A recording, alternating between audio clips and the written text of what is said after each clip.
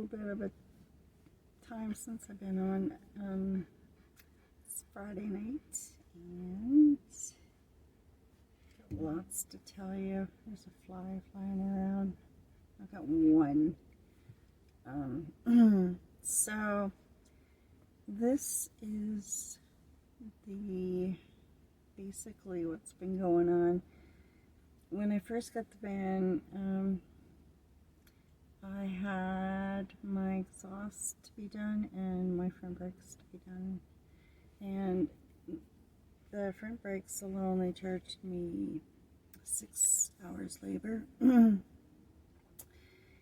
3 months later, they crapped out. So I had to get them redone again for just over $500. So, and then they did the exhaust, which was, I can't even remember how much it was. It was a lot.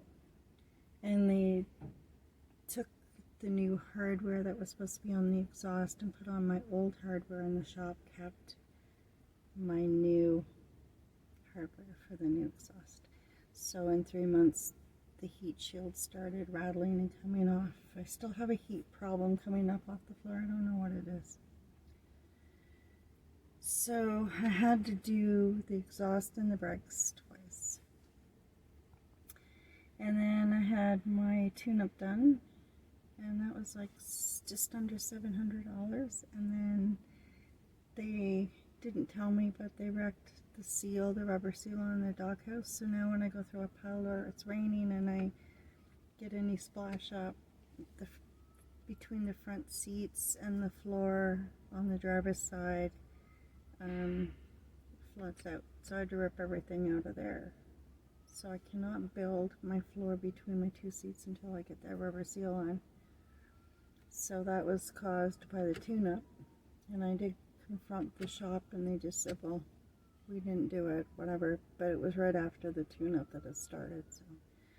So then they did the steering wheel pump and hose, and now I had somebody look at it, because one of my co-workers, and he said that pump doesn't look new, and I supplied them with the parts. And so now I'm getting this airy metallic sound when I turn the steering wheel, and I went back to them, and he just said, I don't know what it is. And he said, excuse me, but I have to phone a customer. So everything that I've had done so far, I have to go back and repeat and have somebody look at it. So I'm taking it to a different shop, number 3. It's got that stalling issue. Got an electrical issue. Got a pulley. It sounds like my pulley in there is off and it's squeaking. And let's see what else. The heat coming up off the floor is too much. So I don't know what's going on there. I hope it has nothing to do with the exhaust. What else now? I think that's it. There's something else. I did write it down. Doesn't matter. And then I have an expense that came up that's like $3,000. And I have to get my stove, which is $1,500. And with the repairs on the van and the stove and this $3,000, I don't even know if I'm going to make it by the time I get laid off. Fine. And I have to get the stove in before it gets cold, because the silicone has to set on the roof for the pipe. I have to get the ceiling in before it gets cold, because the glue has to set. I've got 3 inches of insulation on the floor. I've got that built out, the planks down, 3 inches on the walls, 3 inches on the back doors. I've got plywood on the walls, my wheel wells built out. Now I just have to do the top part for the wall. I'm not going to do the whole wall in stained planks, because it's just not going to happen. I don't have the time, I don't have the money, so there's going to be furniture in front of it anyway, so I wanted to at least paint it. It's not going to happen. to do my hood too and the back doors. Sand them down, paint. I have to go buy a sander, have to buy another battery because one battery charged is not doing it. When you're working in the field, building out a van, by yourself, no one around, no one to help you. I'm totally 100% on my own here for the build. Sunday is my only day off. I have groceries, laundry, cleaning, and shower, and 8 hours of a build. So I'm putting in probably anywhere from 12 to 14 hour day on Sunday, which is my only day off. And it's like 6 o'clock in the morning, feet hit the floor, I'm running. So I'm extremely tired. Tuesday I worked, for an example, we went out of town on a CN job. I worked 15 and a half hours. After a 15 and a half hour day, it's kind of like, you can't get your momentum back going again. So tomorrow I have to go look for these, this hardware for these baskets, and I need these baskets to frame out my bed. So without the hardware, I can't frame out the bed, and it's going to be quite the ordeal to try to find them in my storage unit. And my storage unit to downsize and move to a smaller one, which will be less money. Putting out a lot of money on storage, daycare, and then fuel. Not much on food. I haven't been eating. Basically, I nibble throughout the whole day. I just can't keep up with things. I'm too tired. I'm burning out, I think.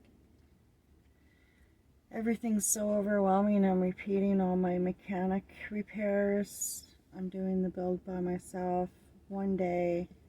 And I got really no support. I'm getting discouraged with the channel. One or two people comment. Basically one. And thank you for that. I love you for that. Thank you. I need my cheerleading team behind me. I need a little oomph I need some supporters. I don't want your money. I just want some people around to say, you know what, you can keep going. Just keep going. I have a very short window before it gets cold. Right, Will? He's in my bed. So I have to push him out. I was laying in bed. I'm not doing anything tonight. It's Friday night. Tomorrow I have to go to the bank and the storage unit. And I'm going to go get some ice and reorganize my food and just spend my day with the dog. I have to put in wood, downsize what I've got in there. I mean, I do have a full day, but it's not like a full day. And then Sunday and Monday, it's hard going on the build, so there's that. And I have laundry to do in the shower, and some groceries, and cleaning.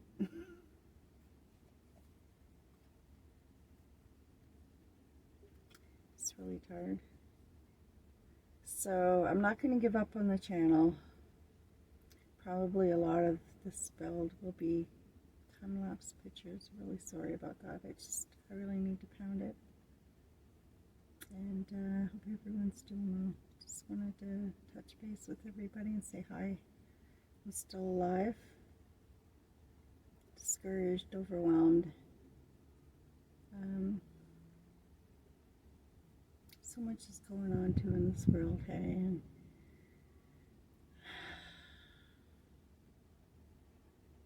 makes me feel